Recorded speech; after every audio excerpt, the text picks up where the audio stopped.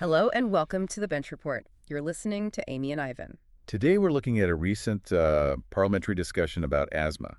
It happened around World Asthma Day. And it really focused on the challenges people face with asthma right here in the UK. It did. And although asthma is very common, we're talking over 7 million adults, maybe 2 million kids. It's definitely not a minor thing. No, far from it. Actually, lung conditions are a major cause of death here. Our death rate from respiratory illness is, well, worse than many comparable European countries. The statistics themselves are pretty sobering. 4 people dying every day from asthma. Every single day. And an asthma attack, a potentially serious one, happens roughly every 10 seconds. And the really concerning part, I thought, was about preventable deaths.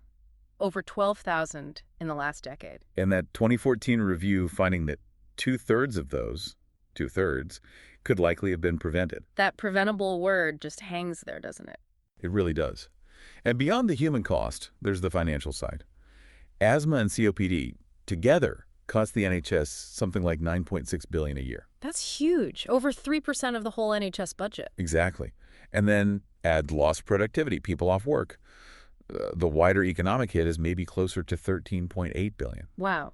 And we saw hospital admissions were high too, nearly 57,000 in 2022-23. Plus, waiting lists for respiratory care have just ballooned over the last 10 years, a really significant rise. The discussion also brought up inequality, which seems critical. Very much so. People in the most deprived communities are, I think the figure was, 3 times more likely to die from asthma. And children in those areas, 4 times more likely to end up in hospital as an emergency. It points to much bigger factors than just, medication, housing, environment. On the treatment side, though, there was some positive news mentioned. Yes, the move towards using combination inhalers more. Instead of relying only on the short-acting blue ones, the SABAs. Precisely.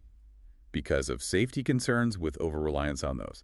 And also development of new lower carbon propellant inhalers. Which is good for the environment, obviously, Right. and ties into the World Asthma Day theme for 2025.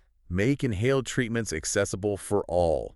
It really captures the core issue. Accessibility is key. There were calls in Parliament for free inhalers for everyone with asthma. Because the alternative is quite alarming.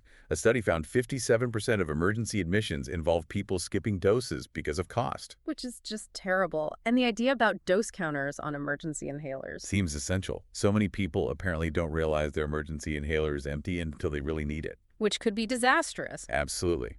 Then there's the air quality link. That came up strongly. Examples from specific areas where poor air quality is clearly driving up respiratory problems. Yeah, and it connects back to that inequality point.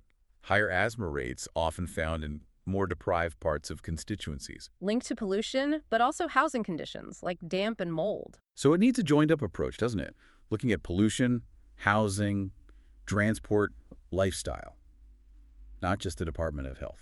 Though some government efforts were acknowledged, like trying to improve air quality, the tobacco and vape spill. And the Renters' Rights Bill, with Awab's law tackling damp and mold specifically. But the healthcare system itself isn't without problems here. No, definitely not. A big one is that follow-up appointment you're supposed to get within 48 hours of an emergency admission. Most people don't get it right. About 2/3 miss out. Which is a real gap in care. And asthma deaths actually increased between 2012 and 2020. Suggesting things aren't consistently improving. And this idea of a postcode lottery. Where the care you get really depends on where you happen to live. We heard examples like in Bournemouth West, where maybe 60% of people diagnosed weren't getting basic care checks. And long waiting times to see specialists in some places. Patients not being seen within the NHS target times. Even concerns about COPD care standards in certain regions being quite poor. So looking ahead, what were the main recommendations coming out of this?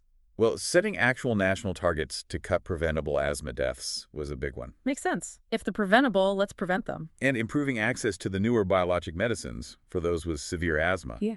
Uptake is apparently quite low and patchy across the country. And long waits to get them, too. Right. Plus, support for digital tools, like apps or monitors, to help people manage their asthma day to day. What about research? A call to review funding for asthma research, definitely. And a continued focus on prevention. Things like vaccinations for flu, RSV, pneumonia, and obviously smoking cessation support. The role of community diagnostic centers, the CDCs, also came up. Yes, making tests like spirometry, which measures lung function, and FeNO testing, more accessible. FeNO measures airway inflammation, doesn't it? It does. And there was an example from Northern Ireland suggesting wider GP access to FeNO testing could actually save money and improve treatment targeting. Interesting. Integrating respiratory health properly into the next big NHS plan seems vital, too. And addressing winter pressures, partly through better year-round respiratory care. Also, things like the Core 20 PLUS5 initiative trying to tackle those health inequalities we mentioned. And standardizing guidelines, piloting digital annual checks, lots of potential actions. It seems the core message is progress has been made, yes, but there's still major hurdles. Especially around access, inequality, and joining up different aspects of care and prevention. The fact that so many deaths are still preventable really underlines the need for change, not just in healthcare, but looking at air quality, housing, the bigger picture. It all comes back to something as fundamental as breathing. We need to keep the focus on respiratory health for everyone. As always, find us on social media at Bench Report UK. Get in touch with any topic important to you. Remember, politics is everyone's business. Take care.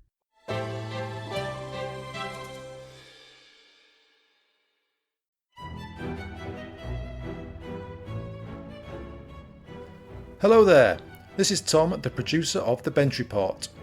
Listener suggestions are vital to my mission of making politics more accessible and accountable.